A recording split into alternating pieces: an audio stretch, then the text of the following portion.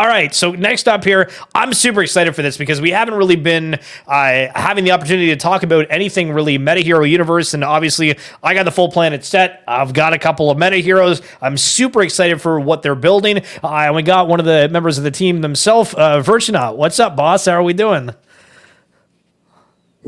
Hey, I was muted. Oh, you're good. You're good. Good. So I really want to kind of like dive into things. And this is one of the projects that I've followed probably closest in the space since my time kind of like getting in here. And I did a little bit of a write-up about it before. So I'd love to know a little bit about you for anyone that doesn't know who you are, and then get right into it. So you're Virtunaut. Where did you come from before the NFT space, and how did you find out about it? So right now you're just looking at a vessel that is, what I represent is something from light years away. And I'm here to make a difference and help mankind achieve technological singularity. And how I do that is through the design, art, and software and music. And it's going to be a long process, but I think we're just getting started. Yeah, it's exciting. And for you, with joining the team here at MetaHero Universe and ultimately Pixel Vault, were you brought on specifically for MetaHero Universe, or was there, a little bit of time when you were kind of like involved before they, fully launched this idea? Yeah, so I actually got involved really early. One of my good friends is Robbie Trevino, the concept artist, and he was doing some work with Pixel Vault. And he invited me on to help with their original website design for minting, like the minting of Punk's Comic 1. And I'm like, I'm not really a web designer, but sure, I'll help out. And then, I hadn't talked to them for a little while, and they were just about to be releasing MetaHeroes, and I think they figured out, like, we want to do a game. Well, we know, the Virtunaut does game design or has experience in it. Let's bring them on. So I went and chatted with them, and I think the original plans were like, hey, let's make something a little bit simpler, like Axie Infinity, or like DeFi Kingdoms. And then, not long after that, it was like, okay, we're making a AAA shooter, and go. And so it's like, okay, well, let's start thinking about it and planning it out, because obviously it's a complicated process, right?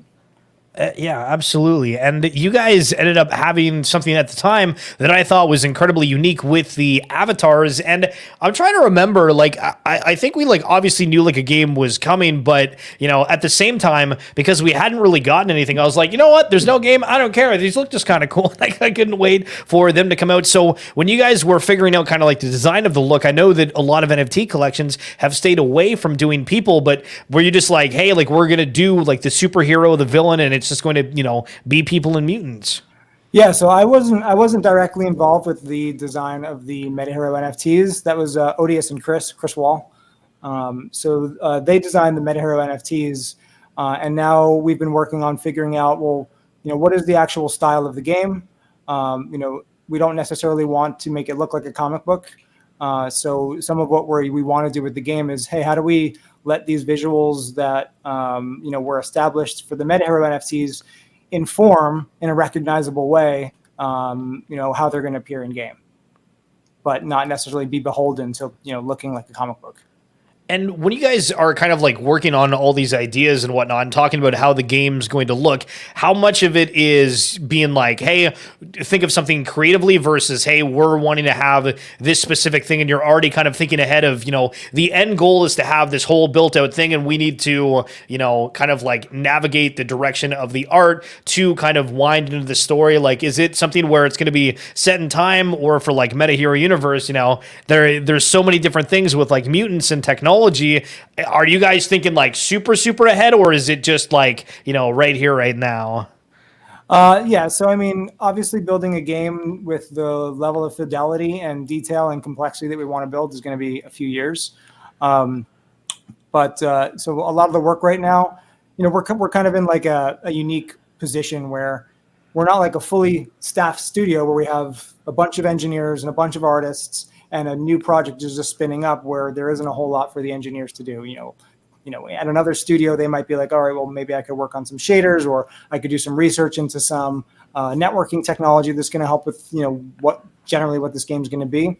So we're kind of like at an advantage where we don't have all these people spinning their wheels waiting for some, pre-production to happen. So we're kind of ramping things up in a meaningfully thoughtful way.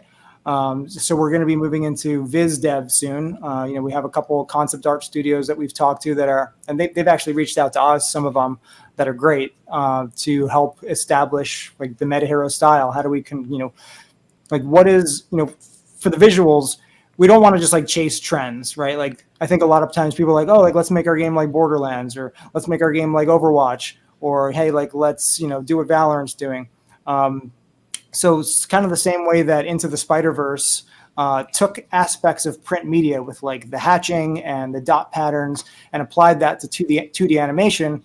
We have certain ideologies and fundamental technologies as part of the narrative that will inform the art style. And so we want people to like come to MetaHero and be like, yo, that is the MetaHero art style, not like, oh, cool, like they did what this other team's doing and applied it to MetaHero.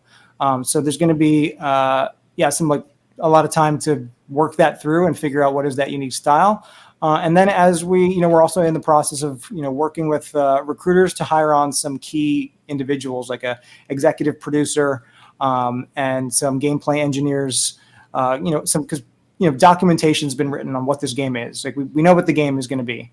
And we have recently solidified what is the unique visual style and like, how do we set apart ourselves visually from other games?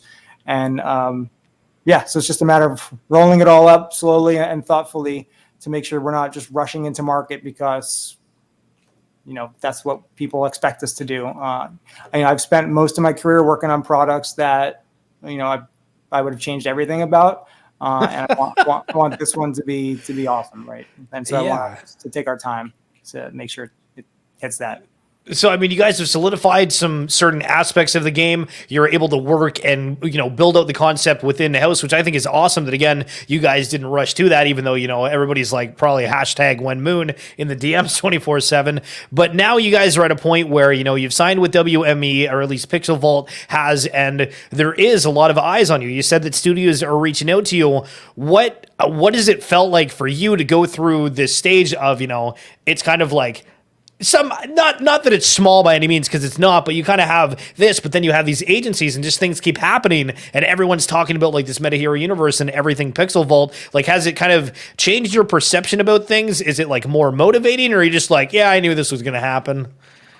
I think part of working home like changes how much I perceive the vibe of like the company I'm with, right? And like the collective I'm with, right? Like if we were going into an office, like I get a sense of like excitement from people coming through viscerally in meet space, right? But like now I just, see any excitement through, text messages. And so they're completely generally stripped of anything human, right?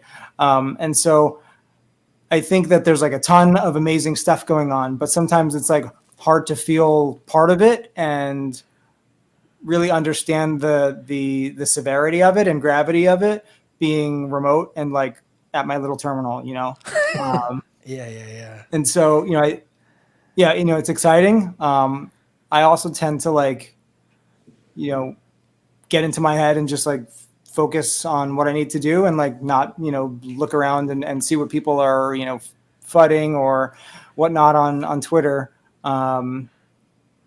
It's kind of just like getting thrown into the deep end now. And for you guys, now that we are at the stage of the PlanetDAOs being dropped, and a lot of us are like, hey, like, what's kind of next to come, because we've not had something at the scale, right? Like there's been different DAOs out there, but something that, I feel like we're going to be super, super passionate about for these votings and seeing how kind of like the worlds transpire. I know that, there's different portions you guys have of extra token drops, where for the Pixel Vault pass holders, they're able to get that. And I think there's another wave of that coming up in a little bit. But for these planets, I know that you specifically designed the Moon DAO, and it's one of my favorite pieces, both aesthetically and then from musical piece, for all these, how much of them were you involved with? And then for kind of the future of these PlanetDAOs, how do you kind of foresee them? Like, are we in for a treat about how they actually kind of like operate in full function? Yeah. So the question was, how many of what was I involved with? So for the different planets, I know that you did the Moon DAO, but did you do all the audio tracks? Do you help out with kind of like what aspects of them? Yeah. So I did all the music for all of the planets. And then I worked with Odious and Ron Rendered to like help art direct some of what we were going to do for them. And yeah, the moon is kind of like a special. It's, you know, I love like that you guys put like that kind of like extra emphasis on it. And I know that there was that exploit a while ago, and then you guys did that like that Dark Moon token. Yo, sheesh, I love it. Both of them like absolutely got nailed. And I know like the one doesn't have the audio track, but from the visual standpoint with all of them, I think they're a huge vibe. Yeah, I think G-Funk and the rest of the team did a really good job, you know, approaching the community and placating everyone and just doing a good job of handling it professionally, right? Yeah, and then for like the Moon DAOs and whatnot, like, do we know when we're gonna kind of figure out like what's going to kind of like happen with them, when the next step is, if there's anything kind of before the game that we get to do with those plants? Yeah, right. That was your other question about the DAOs. So coincidentally, someone who's going to be helping us organize the DAOs just became part of our team today, and G-Funk's been doing an awesome job making sure that, you know, we have all of our I's dotted and all of our T's crossed. And, you know, I think people have seen that we brought Jacob on, who's well known as like a crypto lawyer. You know, we want to make sure that these DAOs operate effectively and properly and, you know, don't get us thrown in jail. And so I think a lot of what we've seen, how DAOs operate, is still rather primitive. Like, cool, I'm part of this DAO. I can vote now on something, and like maybe I see a little message come up, or like I just see a list of like things being proposed. But you know, we might start, and you know, we will likely start with something like that. But personally, you know, being as interested in the design of social experiences as I am, I'm looking forward to adding additional layers of complexity and you know, aspects of real time or you know, just detail to how these DAOs operate and what it is to like be part of this decision-making process, this like democratic force. Is it really just like choosing how money gets spent? Is that it? Is like all we can do? Or is like, can we evolve that a little bit?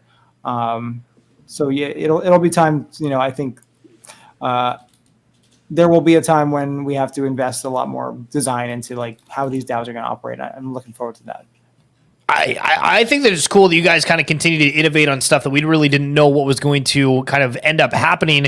And for the planets themselves, when you check out the OpenSea kind of description on them, it kind of does like a quick little breakdown. So for here on Neptune, this token represents proportional ownership over Neptune. Together with other Neptune DAO token holders, its owner is able to actively build and govern the planet into its own unique environment. And Neptune represents 3.1% of the total voting power for the MetaHero Universe's United Planets DAO. So this United Planets DAO, this is something that I'm still kind of lost into an extent, because I know it within the Punks Founders DAO, there's like an open DAO where it's got like a whole bunch of the planets that weren't sold before with this happening. So, I mean, for us, is it something that like we're going to be able to like totally comprehend how the DAO is going to work, or is it going to be more simpler once we kind of see it all in action?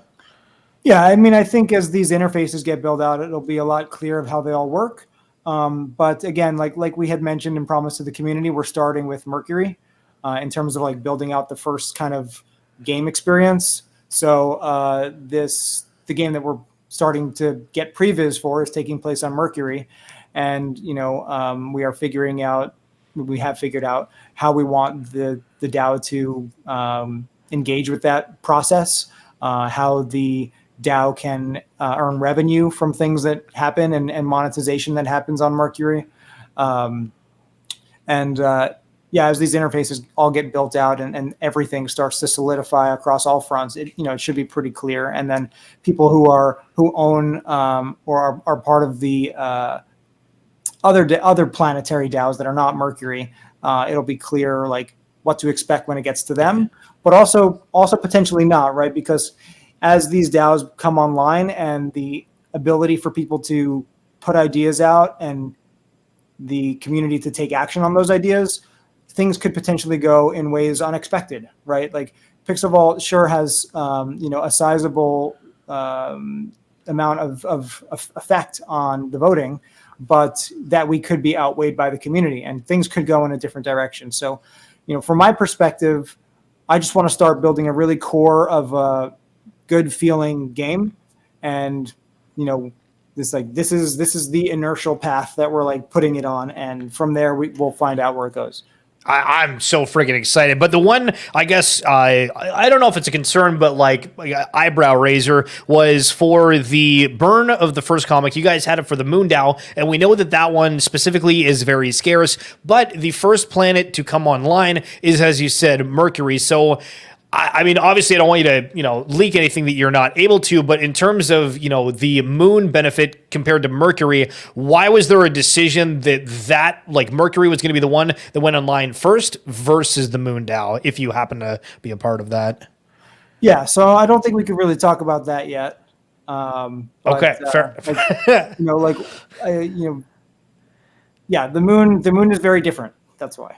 Okay, it's very different. Love it. So for the token and whatnot, I know that a lot of people have their stake MetaHero, and we're kind of waiting to see what the use case for POW token is. And I know that there was, I believe, like an energy or a booster I read on the website the other day that it was used for. Is there anything beyond just those kind of like perks for your character's ability that you're going to be able to use those tokens for?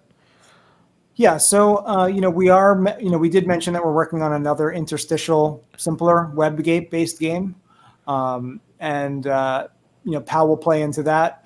POW will also play into the economics of the larger game that's getting built that will take a couple of years, you could probably expect that will work in ways similar to what you expect from a game's economy.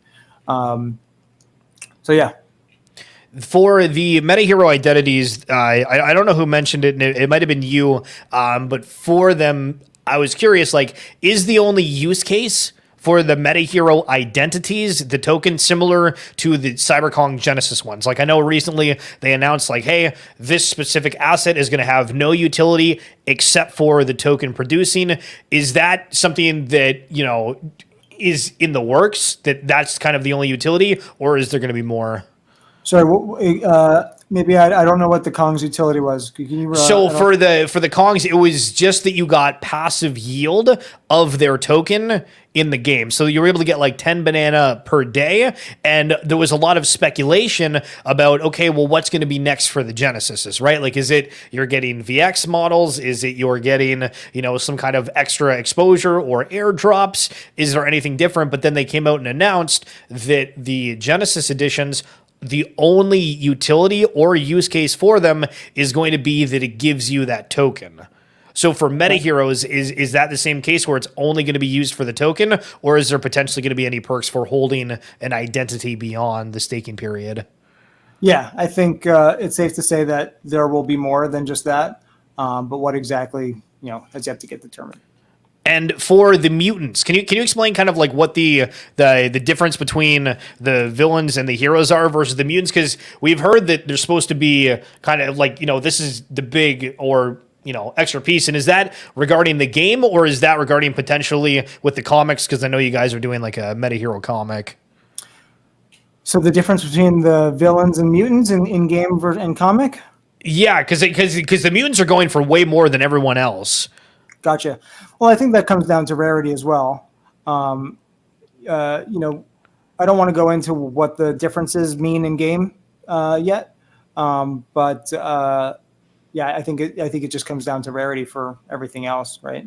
I think the MetaHero comic is getting planned out, and that's not being done by me exactly, directly. I'm kind of, the way that I interact with the comic is, we do these weekly world building sessions where we're kind of defining underlying technologies and timelines and characters and entities that will persist between both the comic and the game world, so that there's consistency.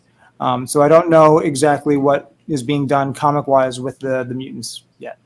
Okay. This is spicy. I like it. And then for the core heroes, so that's something that there's so many things you guys have with all this. It's great to follow along. But for the core heroes, and for anyone listening within the MetaHero kind of universe or ecosystem in regards to NFTs, they have a mint pass that you got dropped or were able to, sorry, not dropped. You had to pay, I think it was like 0.08 to claim it, but it all went to founders, DAOs, or comic holders, I believe. And so with the core identities, can you kind of explain what those are? Because I think they're for being able to get some revenue from the comic itself, but I'm not like totally certain what the cores are. Yeah, so the cores are kind of, you could think of those as like a set of main characters, right? And so, as we develop an animated series or game or any other media that could potentially earn revenue, the idea is that holders of these core meta heroes can partake in revenue sharing with them. With that, these are cool. All right, we can just look through them for a second. Which do you? I'm assuming you have a meta hero. Do you have many of them, or are you just kind of attached to one? I have 3. I only really got emotionally attached to one. It's always the case. Eh? It's funny how that works. But some of these are super, super cool. And I mean, for like the game itself or kind of like anything that's come out about meta heroes, is there something front facing per se that you can be like, yeah, I suggested that, whether it be, let's just say the kind of like the snow or the look of the mutants. What kind of thing can you say like, oh yeah, like that specifically was my idea that we've seen so far? Yeah, so I mean, most of it was some of the marketing around the MetaHero stuff, like the mysterious transmission from Jupiter, and some of that, like thinking through the universe and the narrative and the overarching structure is kind of what I was helping with in terms of the NFTs themselves. They were designed by Odious and Chris Wall. I didn't have any say in those. So it seems that you guys are working with an absolute powerhouse of a team. Like, I don't think like an agency like WME picks you up. You guys, everyone's kind of looking at you. But for you being a part of the team, does it feel like you guys are all kind of like just, I don't know if it's like friends or whatever, but is it really kind of like just all you're dedicated to this and it's a great set of minds? Is it everyone's just clicking really well? So the team chemistry is strong? Like what is it like being a part of, the next upcoming NFT? Yeah, I think I haven't been on a team where I felt this engaged and connected with everyone on the team before. So that's like a nice change for me on like a human personal level. Like the attention we've been getting has been great. I believe in the project. I believe in where we're going. I believe in where we want to go. And I believe that good things take time. And I think a lot of people in this space can like overreact and underreact to the slightest thing. So I think we're all just like we all have a pretty clear vision in our mind of where we're going, and we're just taking the ship and steering it that way. And like regardless of how much vitriol and oil and cannonballs are getting shot our way, like we're just going to stay on track and keep doing what we're going to do because we think it's going to be great. Yeah, I love it. And you guys working with G-Funk, I know he's probably like your boss or whatever, but for a lot of us, it's like, wow, this guy, took an idea and he's running with this and he's building out as much as he can. And, talking about like leaders, it kind of, I'm curious what it's like for you. What is it like working with him? Does he think differently? Does he just let you guys kind of, figure out things on your own because he trusts in you? Like, what is it like to work in such a fast-paced environment with him? Yeah, I mean, working with G-Funk's great. He does all the stuff that I would never want to do. Like I'm not the kind of person to like go out and wheel and deal and like make a bunch of like just like interact with I'm a shut in. I'm an introvert. I want to sit in the corner and I want to go in my head and like come out with like an awesome cool design or idea and like do that. And like that's not what Sean does, right? So or that's not what G-Funk does. So I think that there's some synergy there between him and I and the rest of the team. I'm currently the only one of the only people on the team that's had experience in game design or game development. But that's changing quickly as we're bringing on a whole bunch of people to help build this out. But yeah, it's been great. I would love to be able to get more of his time, just like ask him questions about stuff, but he's usually always so busy. But yeah, I think I'm just happy someone else is doing that stuff because like that's not my forte. Everyone's in their kind of like own lane and they're rocking it real well. So for I guess Pixel Vault or I guess MetaHero would be the better term here, like holders of some of these different assets, is there anything that you're able to share about like upcoming things, whether it be core identity drops, roughly timeframes, or anything that's like in the works that's coming up? I know there's some stuff coming up. I would have to check like a list of what is coming up in the upcoming timeline because there's always so much peppered and like multiple different IPs. And I'm usually not necessarily working on that stuff. I've been focused on just this like one effort. So yeah, other people that are better to ask that question too. Okay, gotcha. And for I feel like I had like a really good question here and I forgot it. Damn it. The like for you guys, we have the thing with WME and you're getting looked at and from everyone's understanding is like, all right, these guys are going to end up getting a banger studio to work with and everyone's going to be like, oh shit, we faded MetaHero, we're dumb. So what's it looking like right now? Are you guys kind of like at any stages where you're like, hey, we're able to make potentially some big partnership announcements soonish? Is it still kind of like in the works and you guys are still, trying to figure out what's best to match your art style? As you said, you just kind of solidify the art style for it. So what's kind of next here? Like, is there going to be any kind of big announcements we can expect in the next few weeks? Yeah, I don't want to take any like wind out of anyone else's sails in terms of like announcements. But I'm happy with the progress we're making. I'm excited that we're not rushing anything because I think that the extra time that we're taking to think through everything is going to make a much better product in the end. But in terms of announcements, I'm not the one to make any new announcements. No, for sure. Hey, listen, we always got to ask because we're always curious. So for the second phase of the staking for the token, it's looking like it's 6 months out. Is it something where we're going to be having to like restake our heroes? Is there going to be a completely different aspect to it? Like, do you expect the phase 2 of the staking to change drastically from where it is? Because I know you guys like gamify and everything. Yeah, I mean, it will be drastic because yes, it will be gamified. And so you will likely have to restake.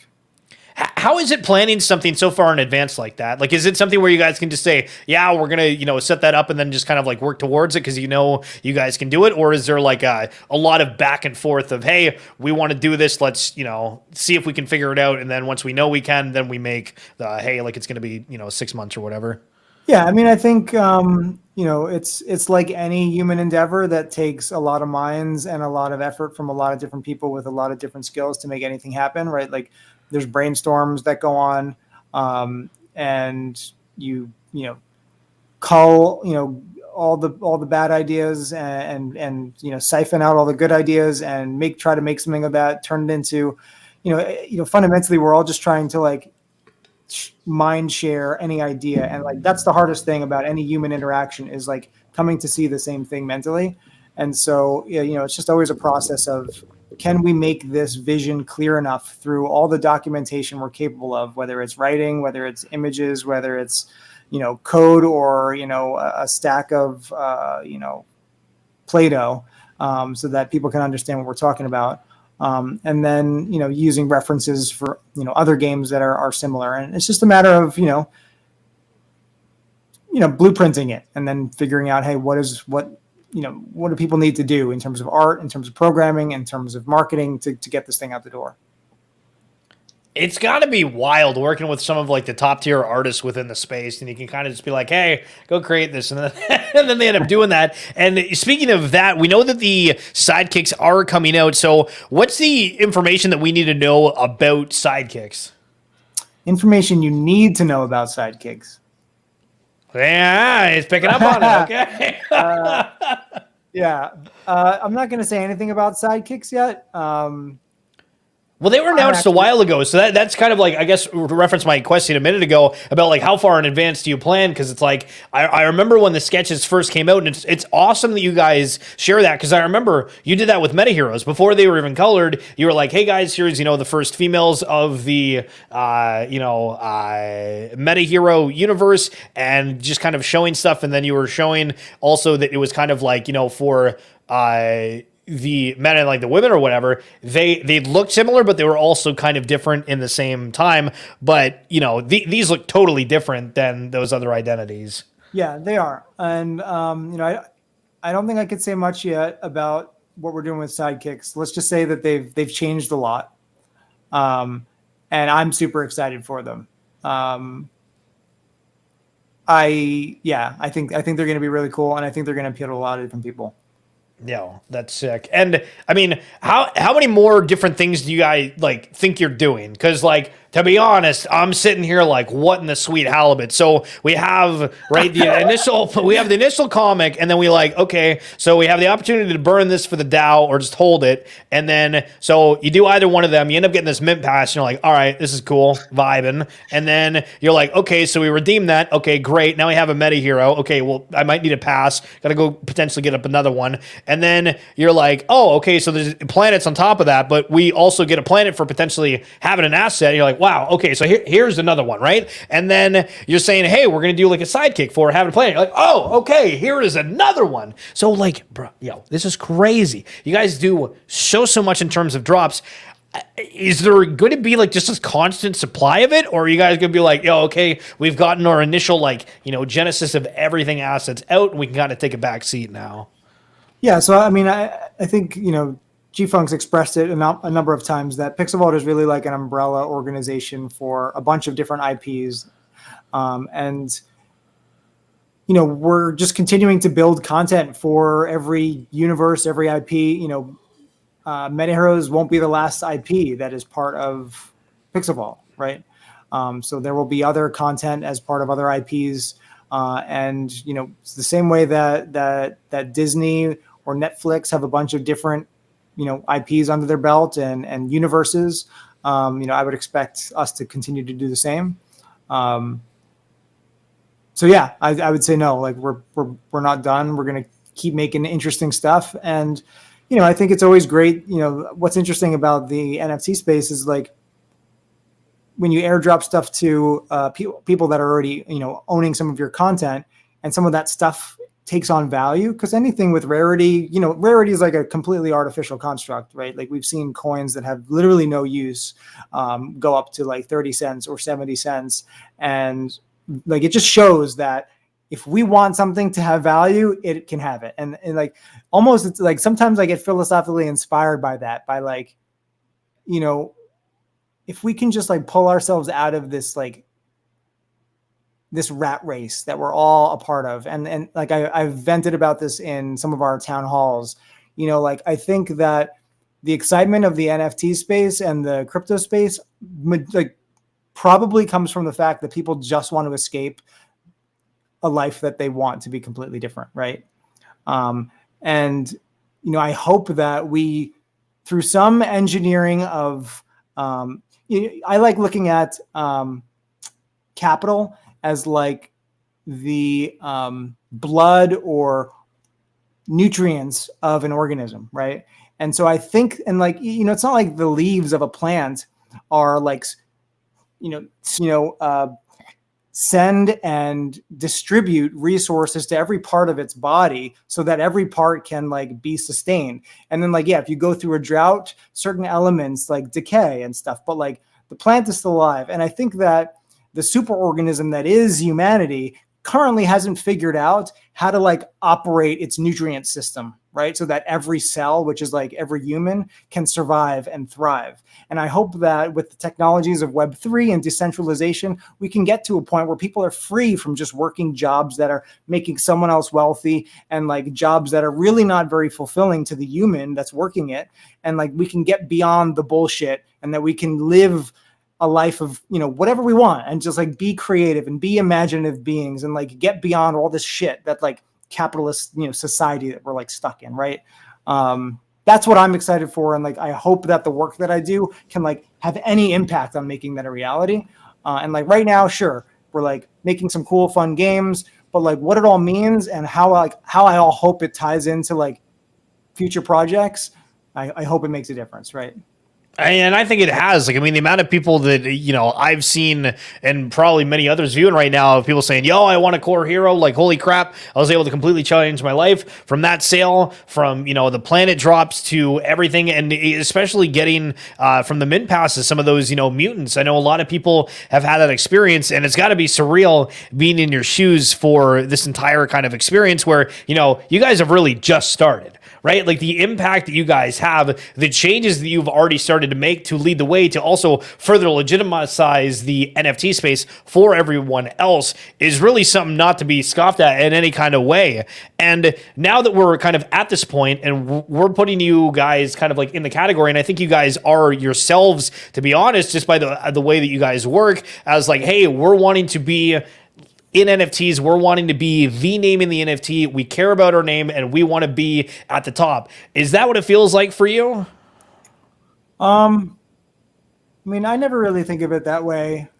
I hope that just like the work I do sets an example. I hope that me talking about, like when I was talking about how we all feel in society, like that's the real side of me, right? Like that's what I really want to do. Like, I hope that I get to a point where like, cause we're all just like, so many people are just so concerned with this fucking number in a machine, right? Like I think that's empty, right? Like, I don't care. I just want to like having, $10 million in the bank account isn't going to make me a better artist. It's not going to make my poetry any better. It's not going to make my rap verses any better. I just want to get to a point where like, we're free from that. And so, sorry, I always get like this. What was your question again? No, we were just talking about how like in the space you guys have kind of like, through your work ethic and you guys being able to really like focus in and work on you, that you've, gained an incredible amount of respect in the space, but also now it's like, hey, you're at the top and it feels like your team really wants to, say, hey, we're at the top. Yeah. I'm not one to like gloat or brag or anything. I think that every team brings value to the space in a unique way. And I think, the same way that if you look at every like big tech company out there, like not all of them do everything right. Like each one does one thing right, but like probably a lot more wrong. And so I think, it's the same for any team of humans, right? Like there's going to be some examples that they set, and then, maybe some other examples that, are better set by another group. So, I think we have a set of examples that we do really well. I haven't really thought of the things that we don't do well. Yeah, I'm really just focused on making good art, making good experiences, and that's kind of it. Yeah. I don't really care what people think, right? No, listen, this is probably the best interview of the day. Guys in the chat right now, am I wrong? Holy shit. This is what we're living for. Now, guys, I do want to encourage you, if you happen to use Twitter, I put Virtunaut's link down here, and I would highly encourage you to follow him. But there is something you are working on that I kind of want to jump into here. Oh, yeah. Social feed available January 14th. What in the world is this? You got a secret hobby on the side of Pixel Vault that we don't know about? Yeah, so outside of doing game design, I rap and make music, Social Feed is my new track coming out this Friday. Yo, guys, listen. We're gonna be on that. We're gonna be on that shit. All right, so make sure you guys follow them, and also make sure to set on those notifications as well. Yeah, that'd be great. I mean, if you want, I could do a verse from you from the upcoming track. Yo, okay, sure, fire it up. All right, here we go. Actually, I won't put the music on. I'll just do the verse. You hooked on likes? Yeah, I'm hooked on phonics. These applications designed to be like some sort of narcotic. I get that notification about your little pontification every time you on vacation at some exotic location. So I'll tap the heart and give you a like so you feel some validation. But this queue I'm scrolling through only aids in my sedation. But I'll make use of my education because my word's my innovation. We have saved the population from all this corporate medication. Yo, banger. Yo, sheesh. Yo, I have so much respect that you can, like, without music, anything, just absolutely fire it up on the will of a whim. How long have you been doing this stuff for? Like, is it something that you, like, kind of found a passion for recently, or have you been working on it for a while? Well, when I was working my big soul-sucking tech job... I love the way you word shit, by the way. Fortunately, I was getting paid well, and that afforded me the opportunity to, like, buy a bunch of gear and software to make music. And, even when I would like go to sleepaway camp, I, got a hand drum, and I just always liked rhythm and music. And only really until now recently, I've been making music for a couple years now at this point, but it started out with dance music. Like Marshmello was probably my biggest influence in terms of the feel of music. And then, I was like, I've always liked writing poetry and stuff. And I was just like, why am I not rapping over this dance type music? And that's kind of when I started writing lyrics and getting into rap. So yeah, I've just been doing it for a couple of years. I hope to start performing live shows this year somewhere. I have to like figure out who to contact at different venues to be like, hey, I've only got a few songs out, but like, I'd love to open for someone. So if anyone out there is like a music manager or knows a music manager, I'm like looking for a music manager. Okay, so listen, let's say you launch this stuff, you're fired up, you're ready to go, can win an Oscar, Grammy, whatever the music award is, right? You get that shit right away. Is it something where you're like, if that career takes off, maybe I'd focus on that? Or do you think like no matter what, you're going to do kind of Pixel Vault throughout it all? Yeah, I mean, I would not want to like stop doing what I'm doing at Pixel Vault because I love the project that I'm working on. And part of the goal when I started getting into making music and rap was so that I can, fund other software projects. I went to grad school for interactive media and stuff. And, I've got a lot of big ideas for how to make software that makes meaningful impact in society. And, part of the idea behind rapping was to like maybe fund some of that stuff or create what I also didn't like was that, most software kind of has the same origin story where it's like, if you guys get together, they build a piece of software, they release it on the App Store. And, the same way that like when a kid goes into a toy store and like picks up a toy lightsaber, like that kid isn't a kid, like a kid in a toy store anymore. They're like a Jedi on Tatooine and they're feeling amazing, right? And I feel like that's what I want to do with software design. It's like when you're using software, you're part of another universe. You're not just like using this Teams app, right? Like that's boring. And so I think that embedding the existence of software into a narrative itself is like how you bring stuff to the next level in terms of like what it means to use that application.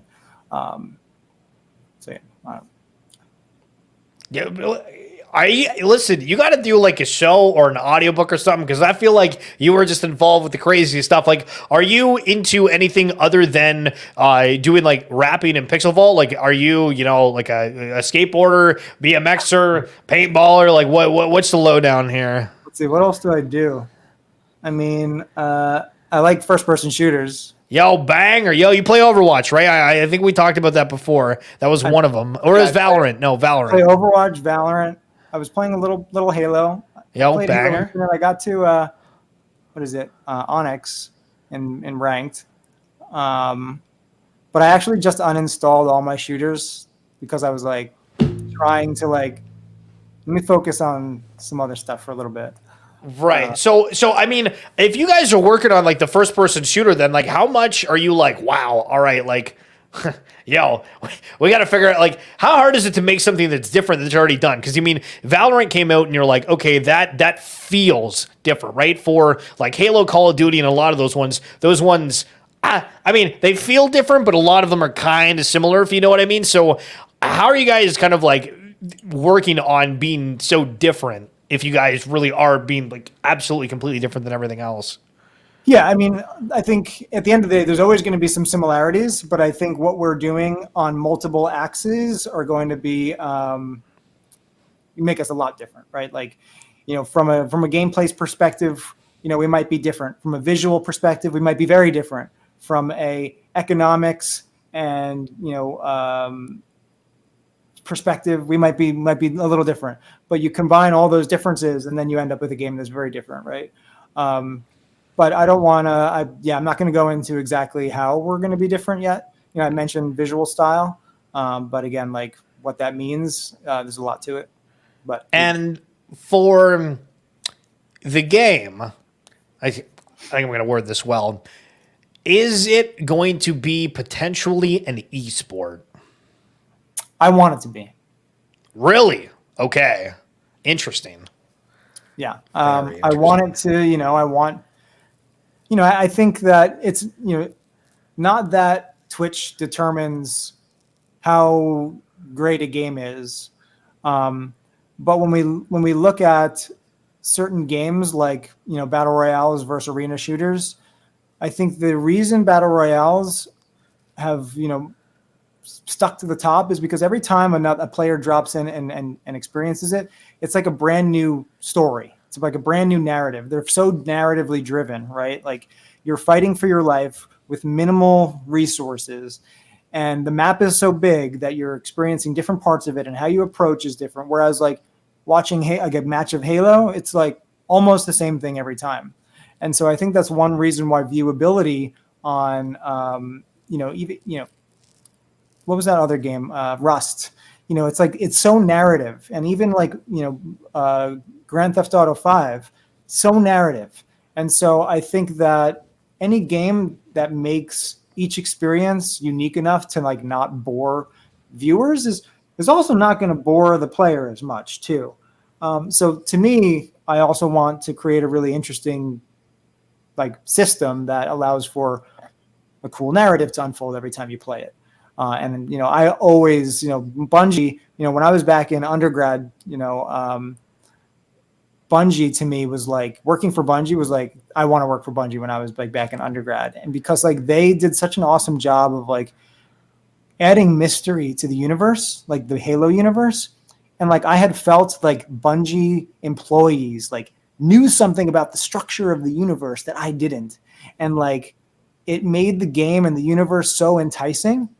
And like to me, that was like the pinnacle of like studio mystique combined and like interacting with like the game's design. And like I hope to like do something similar, right? And so far with the game then, is it something where we're going to have any kind of, let's say, practice arenas or something ahead of the game itself? Or are you guys really going to kind of keep it like behind the scenes, and then when you guys release, it's going to be, I mean, arguably like that AAA release where, the first time you try it, maybe there's kinks and stuff, but overall the game is like fully fledged and out? Yeah, that's one thing we're talking about. Like there's a few avenues that we could pursue where content, comes to the world quicker. But we don't want to rush into anything. We also don't want to like take the wind out of our own sails by having something hit too early. I think a lot of games that like go into early access or can kind of shoot themselves in the foot when people are starting to play it, and people are going to form an opinion about it, even though that's not necessarily the right opinion they should have, because they don't understand the game like in its final state. And so, I think it's going to be a delicate balance that, I'm not going to be able to have an answer for right now. We'll see what can come out earlier. But we're not going to rush into anything. Anything happening within the next week? I know it's soon, but I just figure, hey, if you know anything, it'd probably be within this week, or is anything in the works? Yeah, you should ask Woodridge or G-Funk about anything. Woodridge happening or in the next G-Funk. week. Okay, gotcha. You can't get anything for this week. We tried, guys. Listen, we tried. So, I mean, we got the sidekicks that we're kind of like waiting for. We're waiting to find out what exactly all the planets kind of look like with the DAO when it's fully activated, and then the use case for the POW token. What do you think is the most exciting thing that's coming up that is going to be something that people aren't expecting? Something people aren't expecting. Well, I think everyone's expecting everything at this point. Facts. This guy, he knows. He knows. Yeah, I think everything is expected right now. There's one thing that hasn't been announced yet that may show up. The details of that are getting worked out. But personally, I am super invested in this game. Obviously, that's not coming up around the corner. But if like another game studio like ripped me away somehow and was like, "All right, like we're making an awesome game. Give us your best ideas," I'd be like, "Sorry, like I gave all my good ideas to Pixel Vault already for this game." That's what we like to hear. No cap. That's what we like to hear. And I mean, how often do you guys kind of like come up with these different sessions? Like, are you so far kind of along that you have everything kind of like set out for like the entire year? Or is that like, whoa, hold on. We're not that prepared. I think we have like, just like, just like a building getting constructed, right? Like it starts with scaffolding. And so even conceptually where we're going is going to start with some kind of mental scaffolding. And that scaffolding could take the form of like a skeleton, a document of just a list of like where we want to go. And like that thing can change too, right? But I think there's always like the immediate things coming out and like things coming out further. And those things are always in so much flux too. So it's almost like we're existing on like the subatomic level with like quantum, vacuum fluctuations happening, like things pop into existence and like disappear when, we're like, no, let's not do that. It's unpredictable generally, but there are some static things that are like we're always moving towards, but there's always going to be another idea that pops out here or there that changes micro changes in our course, right? Yeah, and I can see that you guys have had changes. Obviously, your team has scaled a little bit. How many employees do you guys have right now, do you think? Or like people a part of the team? I think we're just a little over 20 right now. So end of year, what do you think the number is? End of year. It's hard to say. It depends on like how much certain things need to be outsourced versus done in-house. So yeah, it's hard to say.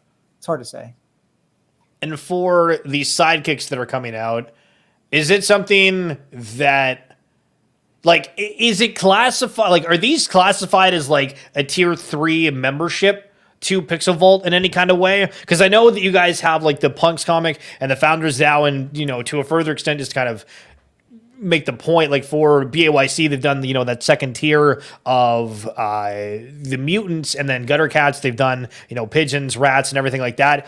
Are some of these things, do you guys look at them as like first, second, third tiers of being a part of like Pixel Vault, or not really like that in depth?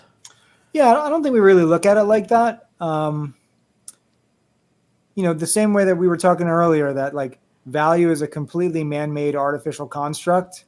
If the community wants these sidekicks to be number one, to be the coolest thing that Pixel Vault released. God, we're doing it. Sidekicks are the best Pixel Vault asset ever. That's like up to the community, right? Like, again, we've seen like literally useless things take value. So it's unpredictable. And like, you shouldn't let us tell you what is the rare thing that you want. Like, that's always going to be subjective, and that's always going to be human. So yeah, I don't think we think of things like sure, we might have like gamified mechanics where things are rarer than others, but like if you have something that has all common traits and it's like still kind of like one of a kind in some way, like who's to say like that isn't more rare to you than like one thing that is procedurally generated to be more rare. Like it has this special thing. Like, I think there's lots of ways for people to attach value to things, and it's so subjective. And I think for a lot of the NFTs space, like, we let the algorithm tell us how to feel about stuff instead of feeling like for it ourselves. Like, we let the system tell us how to feel instead of like feeling. Like, we're almost like it's like we're mechanized, right? And like, we need to break out of being mechanized. Yeah, Pickle's got a great point. He's talking about the dark moon token is useless and people have given it value. They're like, yo, they've said there's nothing coming for that, but yo, listen, that's a Pixel Vault piece. Hell friggin' yeah, dude. Yo, Pickle, that's great. You're totally right. That's funny, Pickle. So from I guess your perspective, can you give us a little bit of like a description about how you think the game is going to play? Like, if you were going to like try to describe what the game is to somebody that's learning about MetaHero Universe for the first time, what would you say? You're talking about the future. Yes. Game, yeah. Yeah, we're not going to go into that yet. Okay. Damn it. Okay, I tried. So, I mean, for people that are new, though, like, let's change it up a little bit. For people that are new, like, how do you describe what the MetaHero Universe is? How do you describe what the MetaHero Universe is? So, it's hard for me to give you a answer without like spoiling any narrative that we've developed so far. And like, I think we want that narrative to come through the comics, through the game. If I sit here and tell you what the universe is and what it means and, how people found their powers, like, I would be spoiling it. So just know that it's, I think, a really cool universe. Yeah. And who kind of like designed it, like, first off, like, for the first meeting ever about like what is going to kind of like be in terms of you guys like deciding that it's going to have the planets, these, heroes, and then potentially like the sidekicks. Because again, I don't know how far along you guys thought, but who is the one that was like, hey, we're going to, make it where it's kind of like this space action theme? Yeah. I don't know where MetaHero, the idea for it, originally came from. I mean, likely from G-Funk, Odious, the team probably just having internal discussions that I was not even a part of it at some point. And, I think, the idea for a lot of these tokens to come into existence was, a team effort at one point. But, when I was brought on, I really care about like compelling narrative, compelling, cosmologies and ideologies that like give depth and mystery and reason and like why the universe is the way it is. And like, I'm the one, helping organize our weekly world building sessions where we're like, yo, let's figure out what these like what is the universe made out of? What is the origin of power? How did powers originate? What is the underlying technology?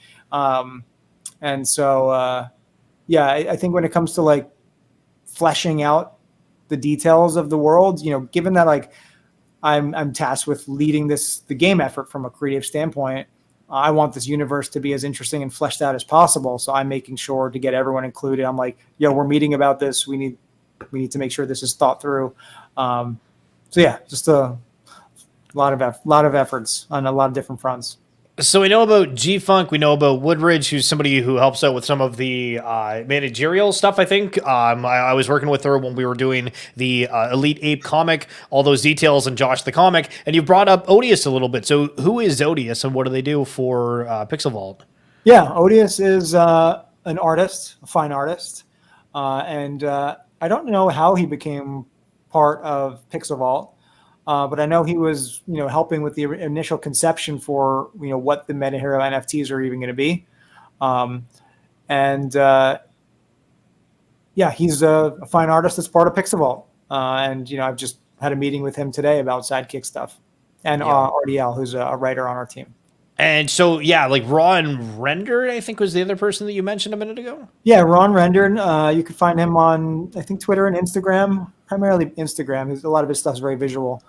Is an awesome animator, compositor, and graphic designer that became part of Pixel Vault to help with some of our marketing efforts, our branding efforts, and he was also like a additional soundboard for me to like, so I don't exist in a complete vacuum making decisions about stuff. Like he's an excellent resource to bounce anything artistically related off of.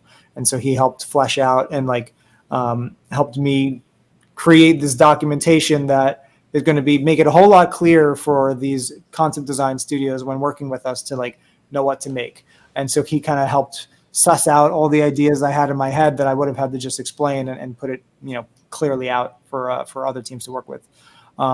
We have awesome engineers on the team, Chuba, Manny, Nifty, Decision, Space Ghost, but I forget. But yeah, there's a bunch of people on the team, and everyone brings a lot of value. I can't express how cool it is to see you guys kind of flush out all the stuff and the teasers for everything. And Josh Blaylock, who's our primary writer. Yeah.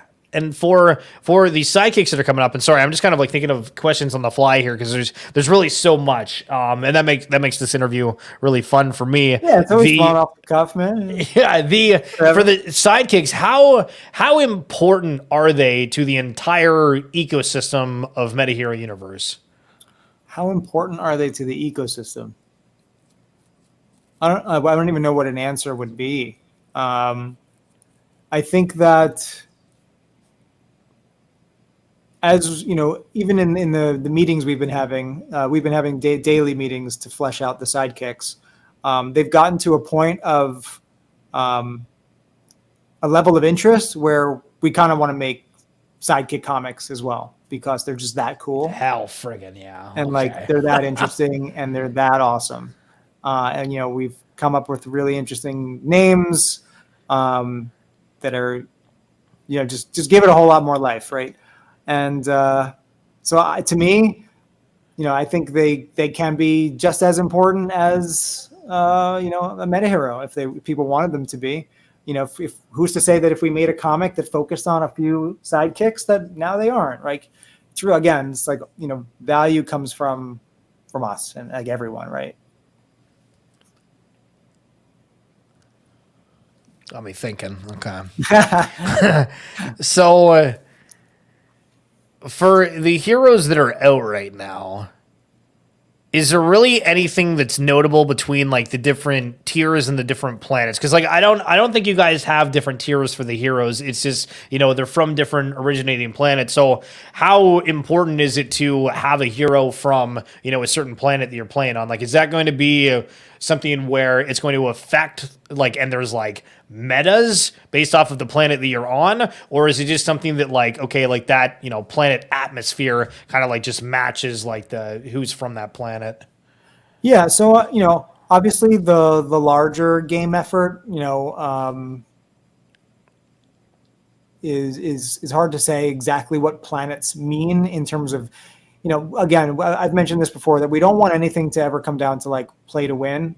Yeah, I love that. You guys have commented on that several times. Yeah, like we don't want people who own an NFT to have any sort of gameplay advantage because being on the receiving end of that sucks. But in the interstitial game that's coming up, the web-based game, there will likely be a lot of interesting interactions between the various tokens that exist. And what those interactions are, like I can't talk about just yet. But there will be.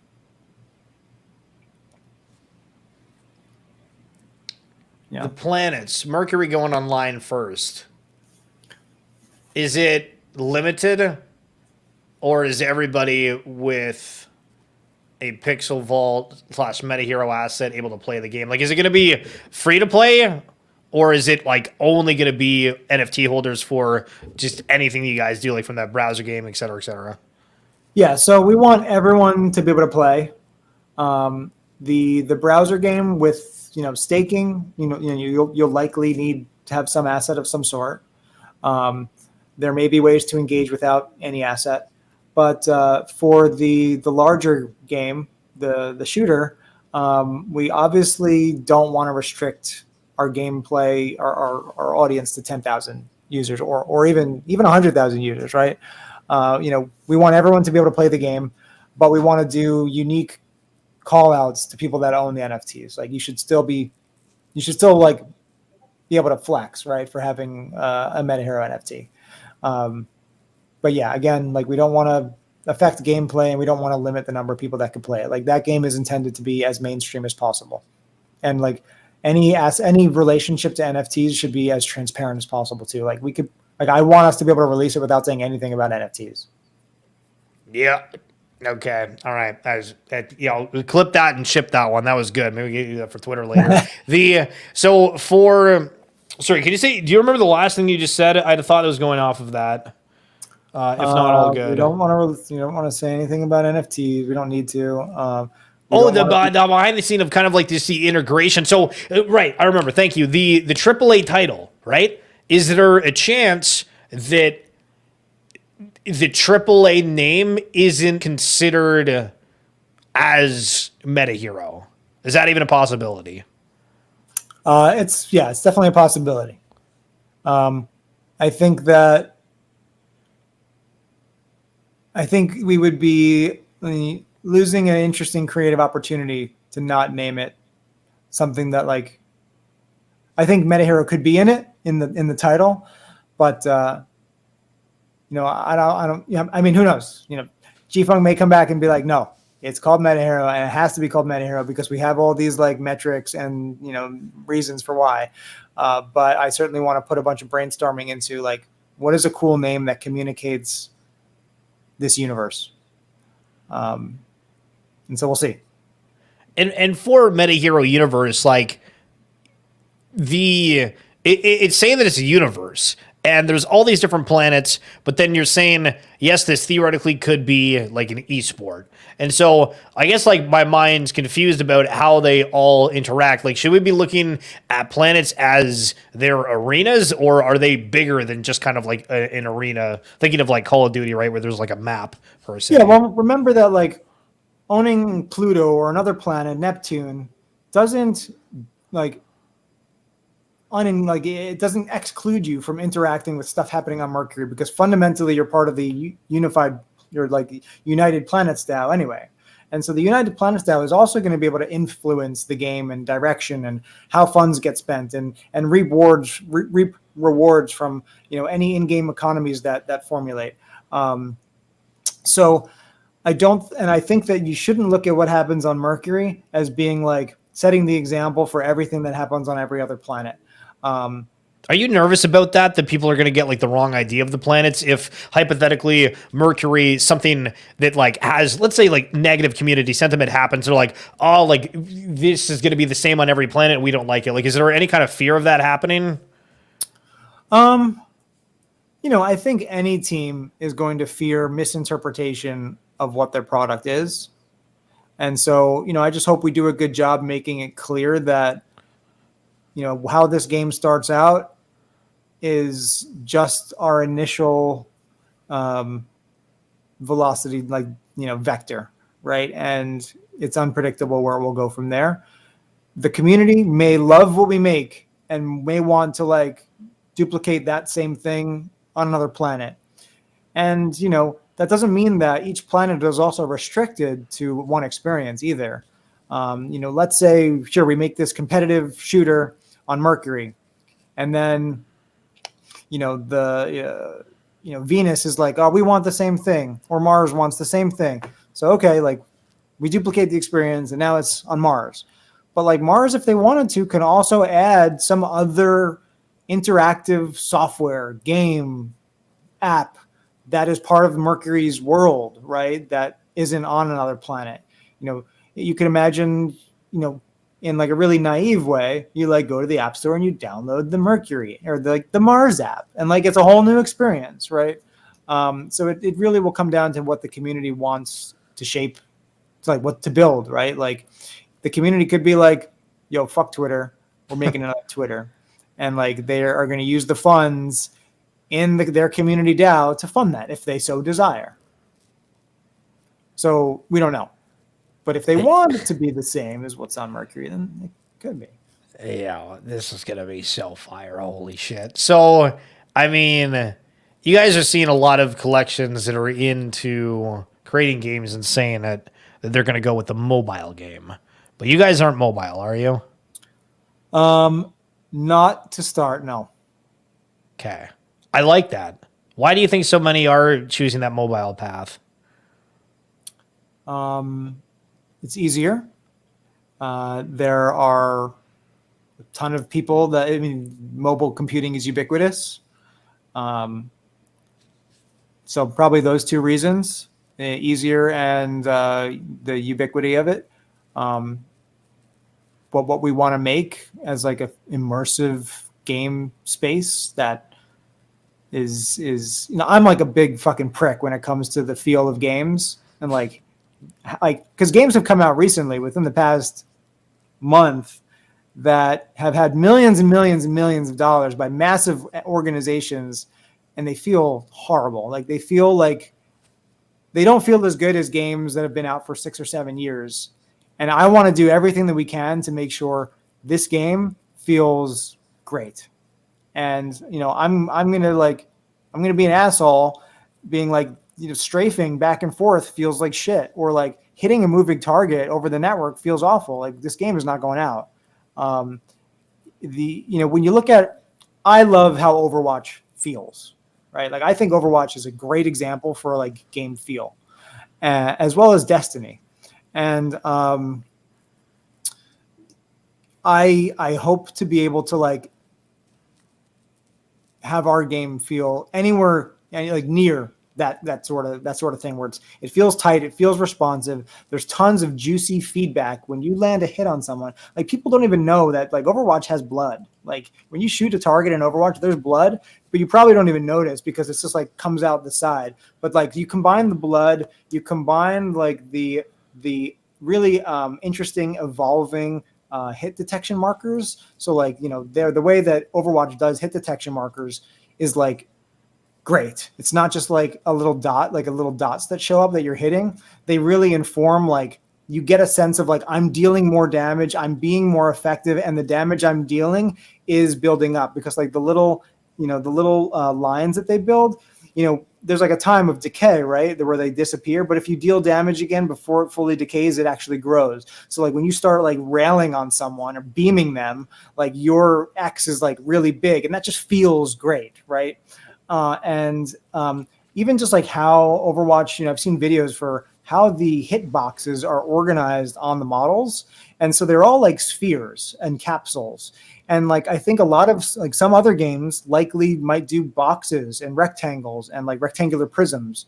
Although you don't necessarily see those things in game, I think you're going to feel them. And so like, there's been talk about like, or just like references in like human language where it's like Ulumba feels a lot softer than Takati, right?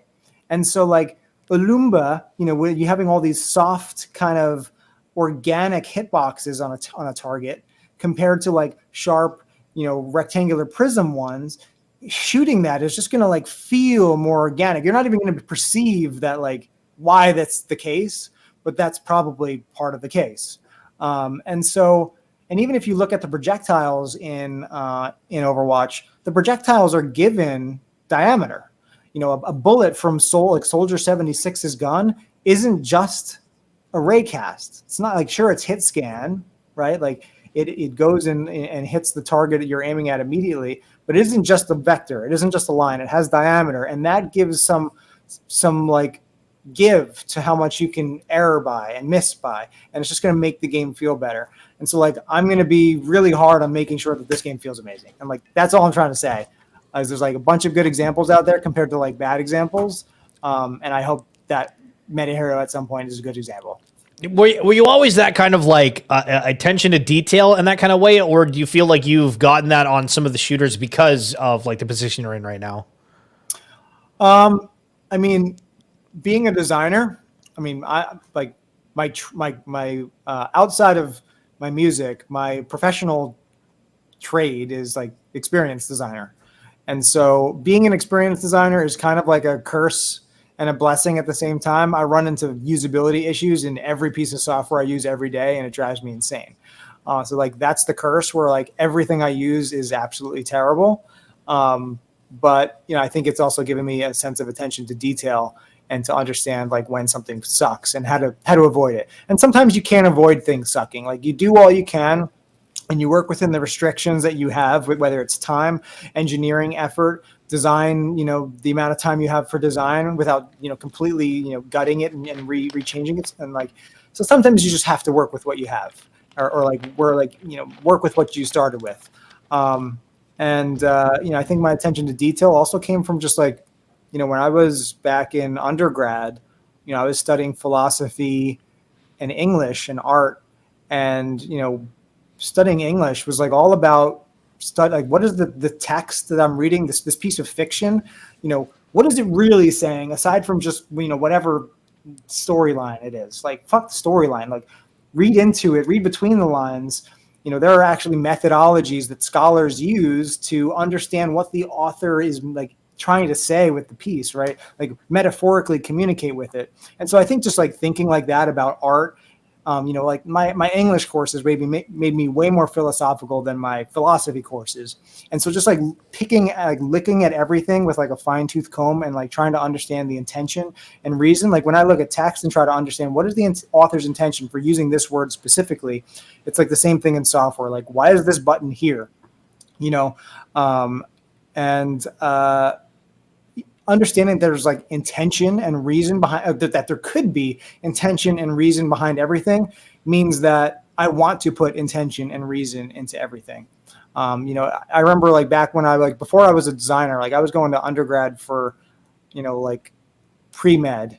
I was playing Halo in school, and like I remember, playing longest in Halo, in like the first Halo.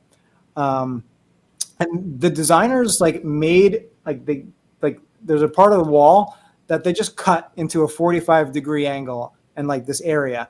And if you throw a grenade at it, like it lands perfectly on this this high ground position that someone could be standing on. And like right then it like clicked. I was like, holy shit, like a designer made that decision to like make that wall 45 degrees so that, grenades can land exactly here where a player is going to be fucking standing.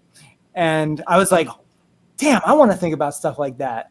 And that's what Bungie, like when I went to after I like realized that, I went to Bungie's website and was like looking at their game design roles. And they were like, yeah, for a game designer, we want like people with a philosophy background. And like, you never see that today. But that actually made me change to like studying philosophy instead of pre-med back in school. And I'm always trying to think outside the box and really be very intentional about anything that I make. And that might be why like it's taken me so long to get anything out the door, because like I could be a perfectionist. And yeah. Okay, so if you're a perfectionist, if you were to redo something that you've done with Pixel Vault here, that you were like, shit, that didn't go the way we wanted, what was it and what would you change about it? I think we would have given ourselves more time for the planet tokens. They were, I'm happy with how they came out, but we actually did them on like a pretty like short time schedule, and like because a lot changed. But I think that they came out cool. I would have personally like given more time to it. When at the point that we realized let's change it entirely, that's when I would have like pushed back the date instead of like kept the same release date. But I'm happy with how everything went. Like we weren't expecting to sell out those things. And, I think we've mentioned before that there may be times where they, become available again, but, they've, given us the ability to move forward with certain plans. So I wouldn't necessarily change anything about it. I just, would have liked to have more time to really like artistically craft everything and make sure like it wasn't a hodgepodge. There was a lot of people that were like, yo, what the hell, the supply, yo, you greedy sons of guns. What was it like during that time? And like, you're saying that you guys didn't have any intention of it looking like that, but I mean, obviously perception's perception. Was it kind of shitty that happened, or were you like, people are gonna kind of like get it in time?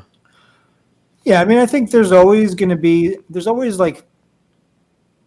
there's infinite perspectives on any event that happens in the universe, right? So like, you know, the fact that those perspectives exist is like unavoidable. I think we knew that people potentially could feel that way. But I think when people understand, or like when, you know, if we hoped people understood like what the planets meant in terms of this voting power, you know, I think we're cool with it, because like we're just like going to keep building what we want to build, and people will see the value that we see now, because like a lot of that is just internal to our team, and like it's hard to communicate the visions that are in one human mind to another, and you know, even harder to communicate the vision that's in a whole team of humans to a sea of humans. And so we're going to, you know, keep doing what we're doing, and I think that people will again learn to see through our eyes and our perspective, and like start to get it and be like, aha, like that same moment that like I realized why that wall was at 45-degree angles. Like I think the community will be like, oh, this is why it was done this way. You guys bought a piece by Xcopy, and it was somebody else, I think, that had like a collab. And you're like, all right, so this is going to be like a part of the soundtrack for the game. Number one, that's cool. Number two, is that kind of the idea that you guys are wanting to bring in NFTs from elsewhere that are really popular to that, like the MetaHero ecosystem, if it kind of fits where in that circumstance it does? Yeah, let's not go into that yet. Okay. Yeah. Juiced. So well, I mean, like for that Xcopy buy, like were you even like kind of like privy to it, or were you like a part of that discussion? Because it came out and I was like, and at the time, because we have to remember that it was a while ago, and I was like, okay, like this Xcopy guy, like people have talked about him, I think it's cool, and then like the soundtrack, like all right, this is kind of like a vibe. Like when that happened, was that supposed to be like, you know, massive news, and you guys were like, hell yeah, like regarding your marketing efforts before, that was something that was bigger? Was it kind of like, like we got it, and you know, in time people are going to really like it? Yeah, I mean, I'm not really even aware of what went on there, so like I can't really talk to that event so much. I think people just made the decision to do stuff, and I wasn't involved in it. Would you have done it then? I guess that's the question. Would you have gone and like, you know, try to make that splash, which obviously now it looks great, right? Because, you know, the name's kind of just enhanced from what it was. But do you think that you would have gone out to get that, you know, special soundtrack before, you know, you really have a purpose for it, I suppose? You know, I think that it's always cool to like artificially create purpose for yourself too sometimes. And, you know, there's always going to be a marketing incentive to do or take a certain action, and then later on you figure out how to, you know, see it to fruition, or like give it a reason, right? Like you might do something knowing that it's easy to give it a reason, but not know what the reason is. But then, you know, later on you solidify what that reason is. And then, so Lenny's coming in here with a question. So he says, please ask him to what extent the community has an influence on the shooter. As an example, Dota evolved from Warcraft. Counter-Strike is actually just a Half-Life mod, and both are still relevant game modes after 10 plus years. To what extent the community has an influence on the shooter? So I think that has yet to be seen after we say, like, here is the shooter. And then from that point forth, you know, at that point, the interfaces for how the DAO affects stuff, and how we as a team, Pixelvault, interact with the DAO will, you know, be a lot sturdier and have a lot more solidity and concreteness to it. So, you know, I can't answer that question yet, but I hope to see, you know, as we will. But again, like we have to be like, okay, here's the shooter, and then you say, okay, now we want to do this, and then it's like a back and forth, right? But first we got to like give you something. So if you're watching the stream right now, guys, I know that we've been kind of like just vibing out, but I want to encourage you, if you have kind of like any questions, especially if you're new to the MetaHero and Pixelvault ecosystem. I know that we've had a whole slew of new people, and even some people that have been in this space for a while. They're like, oh, wait, hold on. What's this Pixelvault thing? And it's funny because, you know, for us, we've been staring at it for so long, but I know everybody's coming from different avenues. So again, if you have any questions you'd like me to ask here, please feel free. But I mean, for you, kind of like what's next? next? Like what does a day-to-day life look like for you? Is it something where you guys get up and you have like a lot of team meetings a day, or is it, we have everything planned out and you're just kind of working towards the goal every day? Yeah, every day is a little different. I mean, yesterday I had 6 hours of meetings. That's insane. Yeah, I mean that was like a outlier. But normally, and it depends on what projects are like spinning up. So obviously the game effort has always been there, and so a couple months ago, or a month ago, maybe 2 months ago, most of my time was like just documenting stuff, like sitting at Notion, like where is this game taking place? Setting Mercury. Why is it Mercury? Like what is on Mercury? What makes this cool? What is the party system? How do players party up? What makes it unique? Because I think that's one thing that I might have talked about is like the party systems in games have been the same since fucking Halo, right? Like let's evolve that too. So like there's a bunch of documentation. Bullish sentence right there. Okay. I just wanted to say. So it's like, yeah, let's think that through. Let's write out documentation so that other people, engineers and designers coming onto the team can like build an internal model of how this should work. Documenting, some abilities, some weapons, obviously the full list hasn't been fleshed out yet. And I'm sure some stuff will get cut, but also thinking through like, hey, how do we add personality to characters aside from like just how they look.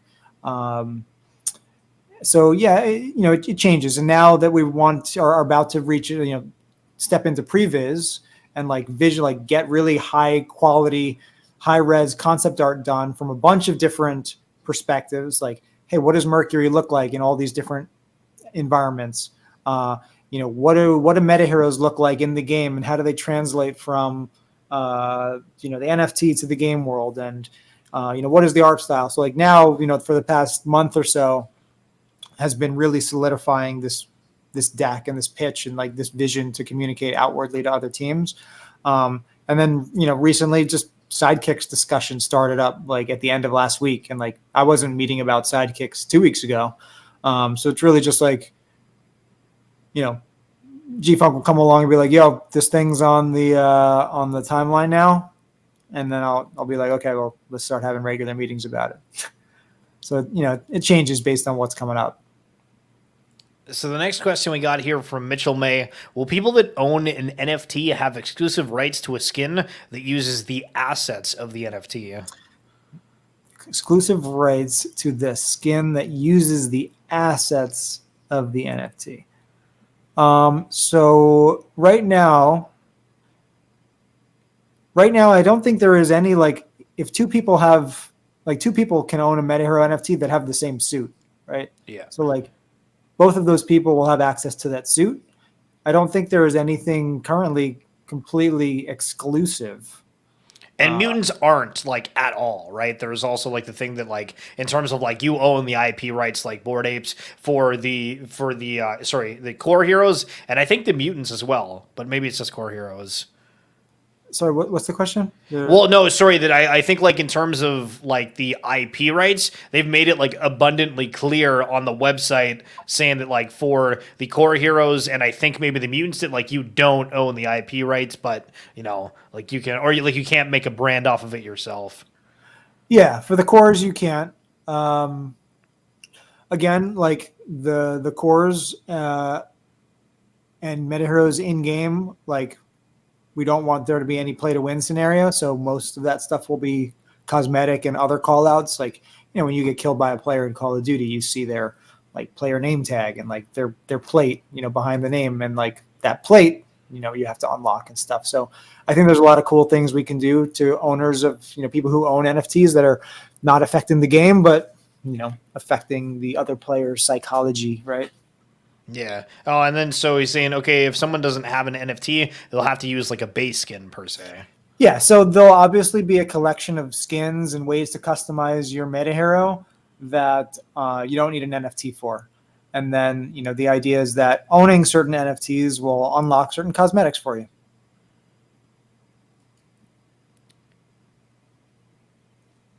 Are we gonna have it where if I'm gonna take like, okay, let's say I take a MetaHero right now, right? Let me bring up one. Okay, there we go. So we're gonna take this one, right?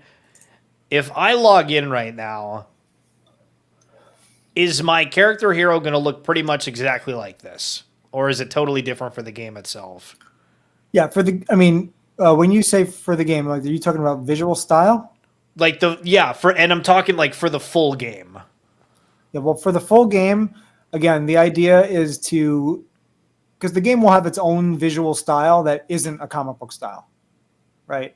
And so the idea is to evolve the visual, to have these elements that are in here be recognizable, but done in a way that is uniquely the game's style. So you will have access to however this thing breaks down cosmetically, like suit, back item, hair, mask. You'll have access to those in game to put on. But those things, although they'll be recognizable, will have a unique game aesthetic.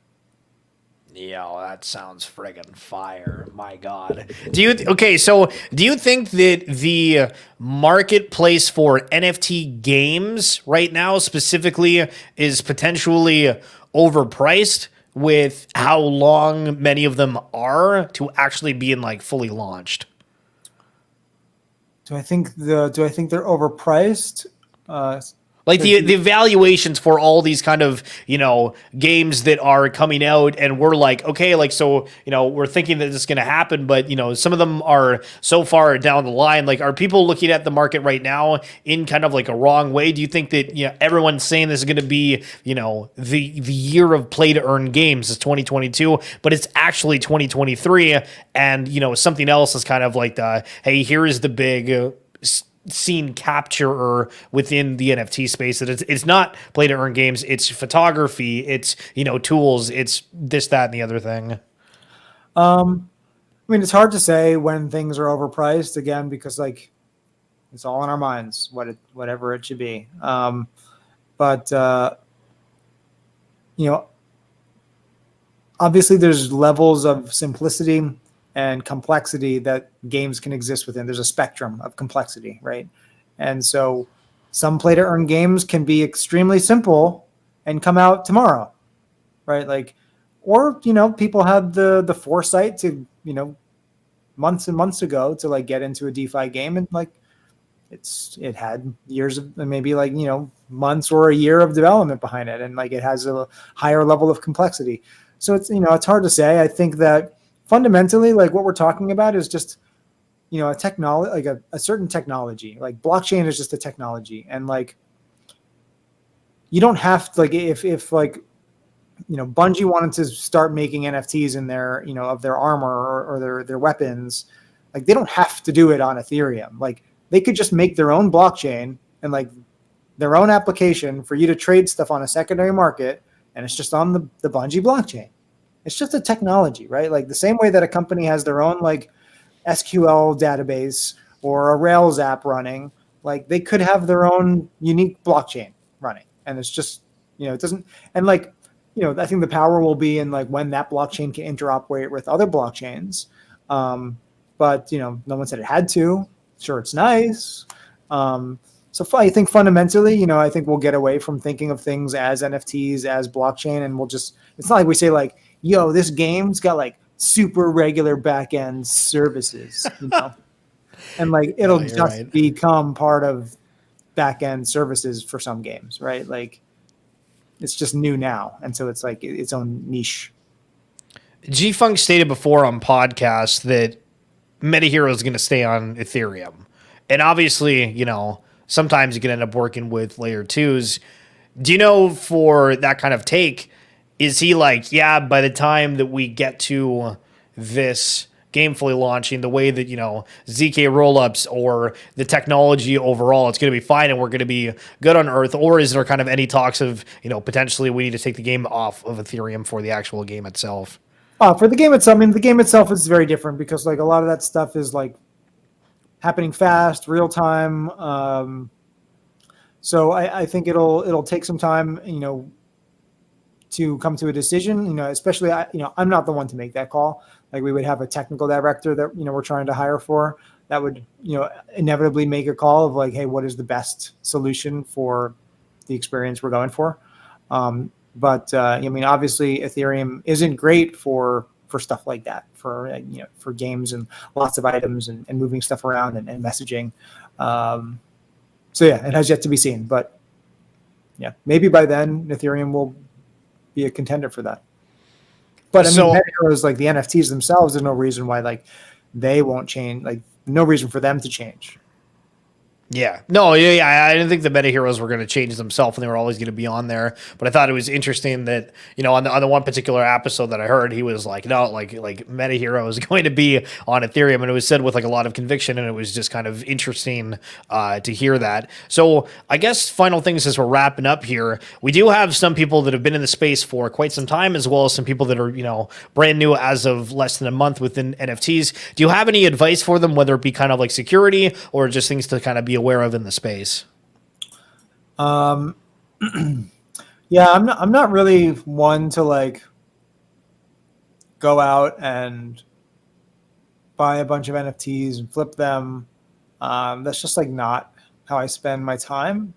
I think in terms of security, don't click on links you get from people. Be really cautious.